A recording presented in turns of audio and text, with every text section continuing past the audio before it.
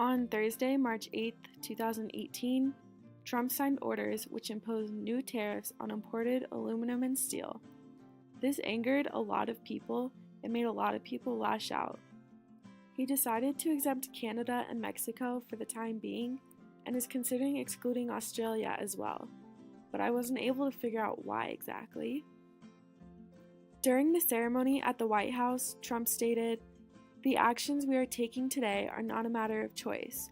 They are a matter of necessity for our security." According to the New York Times, Trump believes it will be a way to rebuild vital industries decimated by foreign competition. Levies on foreign steel will now rise to 25% and in imported aluminum by 10%. This means consumers could be facing higher prices for goods such as automobiles and appliances. According to the New York Times, the US is the largest steel importer in the world, and this order could hit South Korea, China, Japan, Germany, Turkey, and Brazil the hardest. Trump has indicated that the tariffs would go into effect on Canada and Mexico if we don't make a deal on NAFTA and if we terminate NAFTA because they are unable to make a deal that's fair.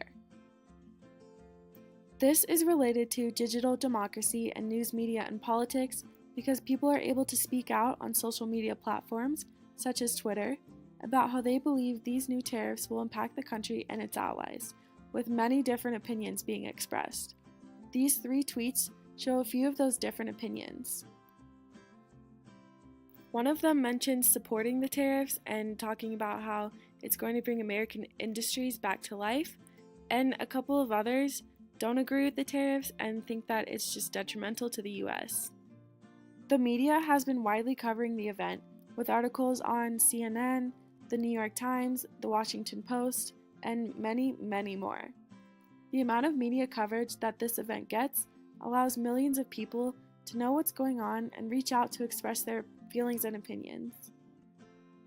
I believe that the impact this will have is that the cost of goods are going to go up, which is going to negatively impact millions of Americans, as well as a lot of people all over the world. Surrounding countries are also going to be extremely unhappy with the US, and economies all over the world will be heavily impacted by these tariffs, both negatively and positively. Trump's overall decision to exempt certain countries from the tariffs seems pretty complicated and a little confusing, and I'm really interested to see how that turns out and what ends up happening.